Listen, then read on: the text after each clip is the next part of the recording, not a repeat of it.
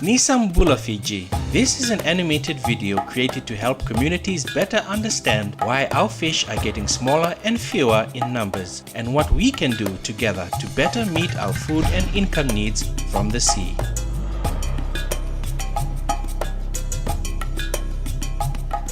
So let's meet Misaki. Misaki is a fisherman from the village. Mbula Misaki. Misaki learned to fish as a child from his father, as his father did before him. Unlike his grandfather and even his father, Misaki needs a lot more fish. Is Misaki really hungry? No, Misaki just has lots of needs, more than his father did and a lot more than his grandfather did.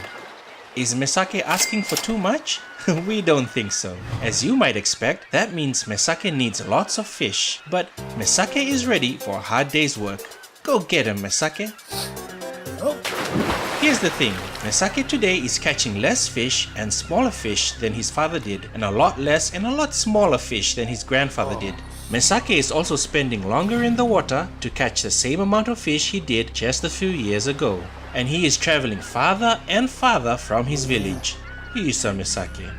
But that's one big ocean, and it must have endless fish for Misaki to feed his family, meet his obligations, and earn some cold hard cash, right? We're glad you asked, as Fiji has developed and gained more access to such things as healthcare and access to relatively inexpensive foods. Our population has grown. Yes, we are making more babies and living longer. That means a lot more people eating fish. And as Fiji has developed, our access to goods and services has grown. All of that requires more money. That's why Misaki and fishermen across Fiji are fishing more and more to feed more people and to pay more bills. But for Misaki, he has more opportunities to sell fish than ever before. With the help of ice and refrigerators, and roads and ships and airplanes, and a network of buyers in Fiji and beyond, he can send fish to towns and resorts, and to urban areas like Nadi and Suva, and to faraway markets. That's good news, right? A guy in the village should have a chance to make a living and provide for his family.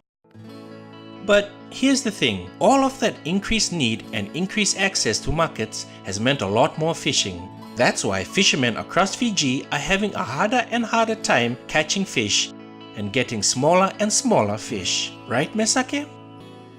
Wait, Misaki, there is some good news. Once you understand why our fish are declining, there are simple things we can do to make sure our villages can catch more fish.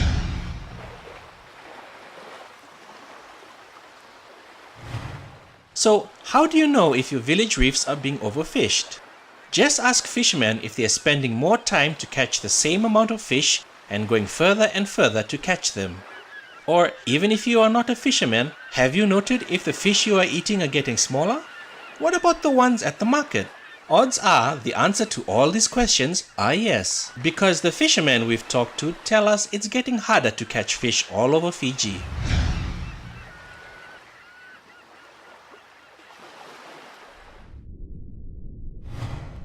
Besides being able to breed, fish also need places to live. Unlike what you might expect, fish won't thrive anywhere in the ocean. Everything in the sea we like to eat needs a different kind of place to live. Take kawakawa and donu. They like to live on coral reefs.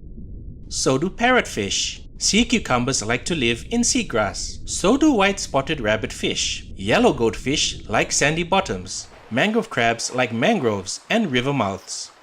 Some even like to live in different places at different ages. Take the mangrove red snapper or mangrove jack.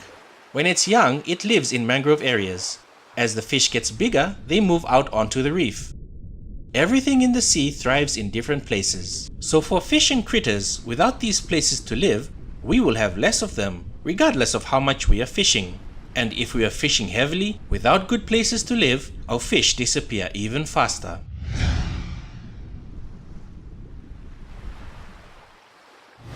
Most of the time, it's how we are using the land and sea that's the problem. For example, if we are clearing too much mangrove areas for firewood, building materials, and for space to build homes, we are potentially hurting our fish populations as they lose places they need to thrive. We can also cause too much soil to run off into the sea when we burn land or deforest large areas. Or when we use lots of fertilizer or even just our human waste or animal waste, it can run into the rivers and sea and harm our coral that provides homes for fish. Sometimes the way we fish can cause harm too. In some places, people have used, and some still do, dynamite to catch fish. Others use the nduva root, which poisons fish. The problem with those fishing methods is that you kill a lot of fish you did not even want, which are food for the fish you do want. You also destroy the places fish need to live. It's like burning down a forest to catch a bird. Oh. Wait, Misaki, there's hope.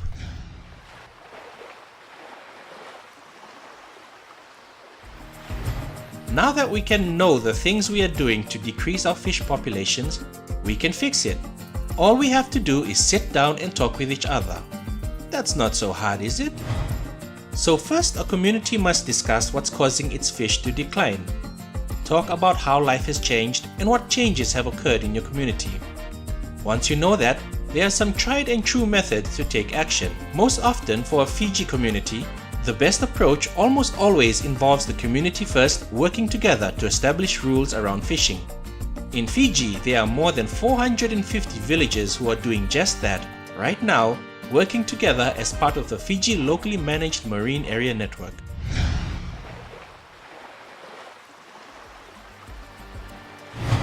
In Fiji, a village can limit the amount of fish it permits people to fish in its ingolingoli each year.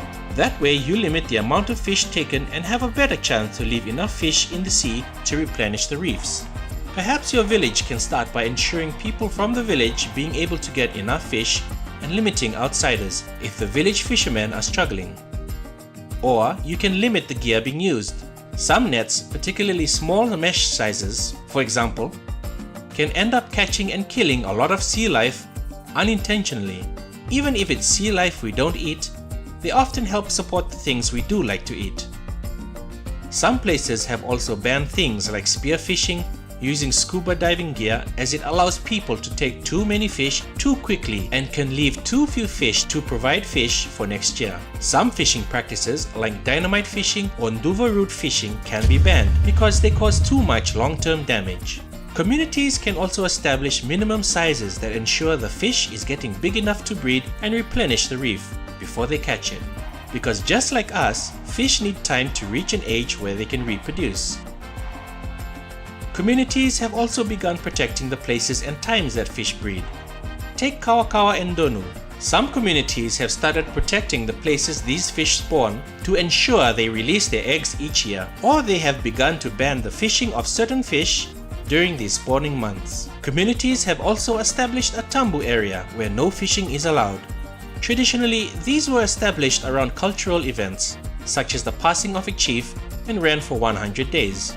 But communities today have typically established them for longer durations, and in some cases, they are established as permanent no-take zones, which are the best way to boost fish populations long-term, as it lets all the fish get big enough to breed and keep breeding regularly. Here's how tambus work.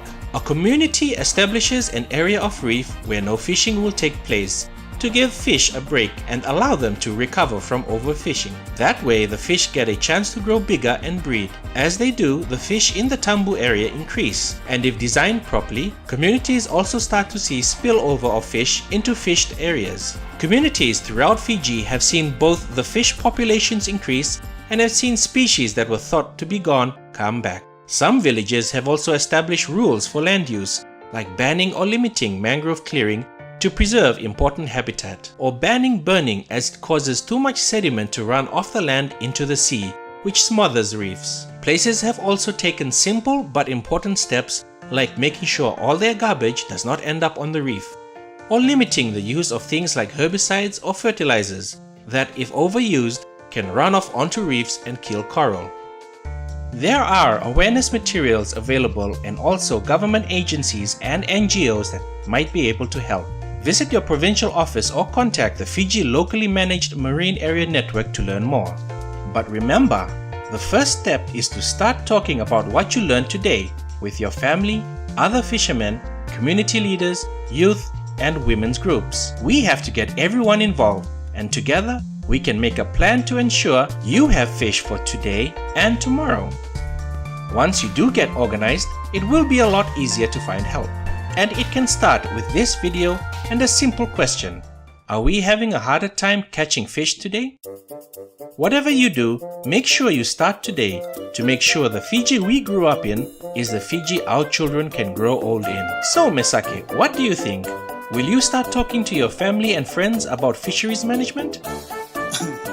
Yo. Oh, set. Off you go, Misaki. Money.